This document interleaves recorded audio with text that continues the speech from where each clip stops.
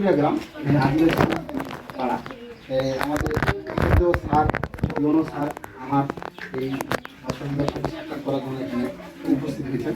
আমি খুব আনন্দের সাথে বলতে চাই যে এখানে আসেন, এরকম কখনো কোনো আমার মানে মাটিতে পায়ের পদ হয়ে পড়েনি। আমি খুব ধন্য স্যার যে এখানে আপনি আসে আমার এই মানে এই বাড়িতে পা দিয়ে গর্বিত স্যার। আমার বাচ্চাগুলো অনেক খুশি। স্যারের জন্য একটা হাতে দাও। দেখি যে কয়েকদিন আগে দেখি সঙ্গে সঙ্গে স্যার আমাদের সঙ্গে ডাকে। এটাই আমরা খুব ভাগ্যবান যে এরকম স্যার আমাদের পাশে আছি। তাকে আমি আমাদের আরো ভালো হবে। আমার নাম আমার বাবার নাম আমাদের ব্যাগ নাই, স্কুল যেতে পারি না। ব্যাগ দরকার, ব্যাগ দরকার। আমার কোমল দাদু পড়ায়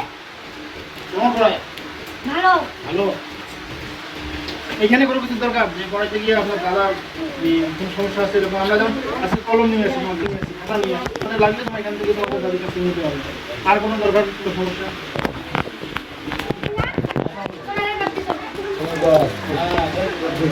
সমর্থনের সাথে আমাদের সহকর্মী, উনি তার পেশাগত দায়িত্বের পাশাপাশি বিকেলবেলা এবং সন্ধ্যাবেলা আমাদের এই অত্র এলাকার যারা অভিযোগ বাবা মা আছেন তাদের সন্তানদেরকে আমি বিনামূল্যে পড়িয়ে থাকি। তার বিষয়ে জানার পর থেকে আমি উপজেলা প্রশাসনের পক্ষ থেকে সহযোগিতা কীভাবে করা যায় তার সাথে কথা বলি। এখানে যে সকল বাচ্চারা পড়াশোনা করেন অধিকাংশ বাবা মা অর্ধশিক্ষিত এবং তারা সচেতন নন, ফলে তাদের লেখাপড়ার বিষয়ে তারা তেমনভাবে খোঁজ দিতে পারেন না। তাদের বই, খাতা, কলম, পেন্সিল এই সকল বিষয়ে তারা দারিদ্র হওয়ার কারণে সহযোগিতা দিতে পারেন। এই জন্য আমি সেখানে খাতা, কলম, বই, খেলাধুলার সামগ্রী সহ বিভিন্ন কাজ নিয়ে এসেছি, তার সাথে কথা বলে তারপরে জমা করি। যেহেতু তার ব্যক্তিগতভাবে তিনি স্কুলকে পরিচালনা করে থাকেন, আমরা উপজেলা প্রশাসনের পক্ষ থেকে তাকে আমরা যে কোনোভাবে যে কোনো ক্যাপাসিটিতে সহযোগিতা করবো এবং আমাদের এই সহযোগিতা অব্যাহত থাকবে। ধন্যবাদ।